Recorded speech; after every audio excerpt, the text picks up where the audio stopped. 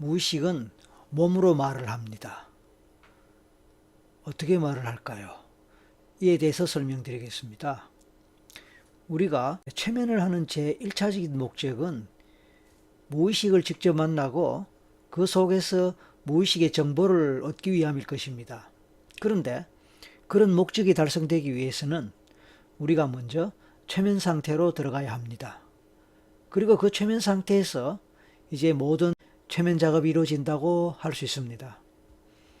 그런데 최면에 걸린다는 것은 본격적으로 무의식과 만나고 최면 작업을 하기 위한 필요 조건에 해당하지만 충분 조건에는 해당하지 않습니다. 다시 말해서 우리가 아무리 최면에 잘 걸렸다 하더라도 몇 가지의 이유들 때문에 무의식의 정보나 자료를 원만하게 얻기 어려울 때도 많습니다.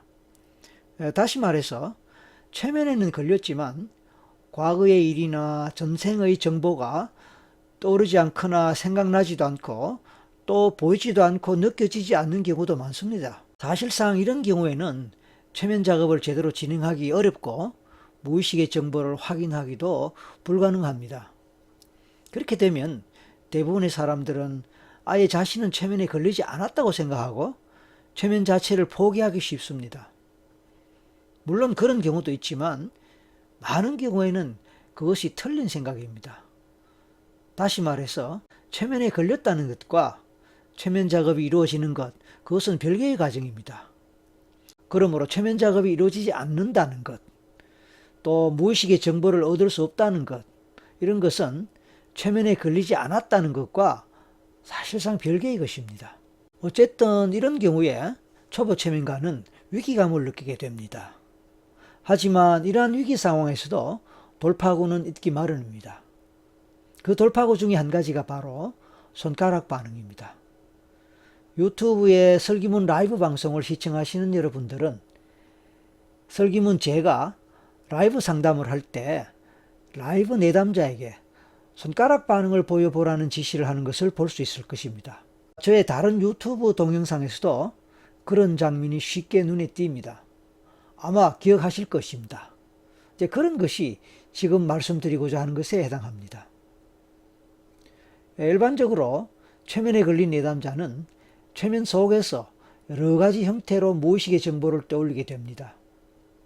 그래서 과거 몇 살 때 어떤 일이 있었다, 전생에서 어떤 사람이었고 어떤 경험을 했다라는 식으로 말하거나 그런 내용에 대해서 느끼거나 직감적으로 생각되거나 또는 심지어 보게 될 수도 있습니다. 이것은 내담자가 최면 속에서 무의식의 정보가 의식으로 바뀌는 과정, 즉 의식화되는 과정에서 그것이 생각나고 느껴지고 보이거나 떠올려지기 때문에 가능한 일입니다.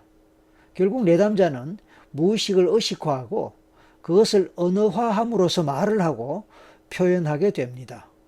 하지만 비록 최면에 걸렸다 하더라도 그런 과정이 진행되지 않는 경우도 제법 있는 것이 사실입니다. 이런 경우에 최면가는 내담자의 무의식에게 직접 몸으로 말하라고 암시하거나 지시를 할 수도 있습니다.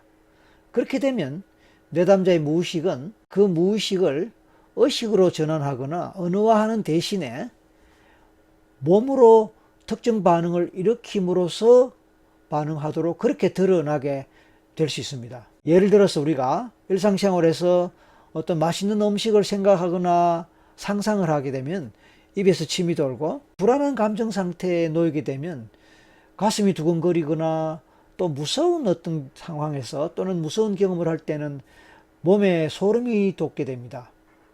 이런 모든 과정은 사실상 무의식적으로 일어납니다. 즉 자신이 의식을 하고 그렇게 해야 되겠다고 생각하고 그렇게 하는 것이 아니다는 뜻입니다. 다시 말해서 이 무의식적 반응은 무의식이 몸을 통해서 자신의 상태를 표현하는 것이라고 말할 수 있습니다. 무의식이 몸으로 표현한다는 것은 곧 무의식이 몸의 반응을 통해서 말을 하고 특정한 메시지를 보내는 것이라고 볼 수 있습니다. 손가락 반응도 이와 같습니다. 다시 말해서 무의식의 표현 방식의 하나라고 볼 수 있습니다. 즉 손가락 반응은 곧 최면가의 암시나 지시에 따라 무의식이 직접 반응하는 것이라고 볼 수 있습니다. 그러므로 내담자에게 얻고 싶은 정보가 있을 때 최면가는 손가락 반응을 주문함으로써 필요한 정보를 얻게 됩니다. 최면가는 내담자의 그런 신체 반응, 손가락 반응을 통해서 무의식의 정보를 얻고 그 얻은 정보를 바탕으로 그 다음 단계로 진전할 수 있게 되는 것입니다. 이런 과정을 통해서 과거의 기억도 찾고 전생도 탐사하게 되며 빙의와 관련한 작업도 하게 되는 것입니다. 이렇게 진행되는 손가락 반응과 같은 것을 넓은 의미에서 관념 운동 반응, 즉 ideomotor response라고 할 수 있습니다. 이 관념 운동 반응의 대표적인 것이 손가락 반응이지만 그 외에도 오링 테스트, 펜듈럼 기법과 같은 것이 있습니다. 오링 테스트는 문자 그대로 두 개의 손가락으로 링, 동그라미 모양으로 만들어서 무의식을 테스트하는 방법이며, 펜듈럼이란 것은 시계초 같은 흔들리는 진자를 통해서 무의식의 정보를 얻는 방법입니다. 최면에서 다양하게 사용되는 이런 방법들에 대해서는 다음 기회에 좀 더 구체적으로 설명드리고자 합니다.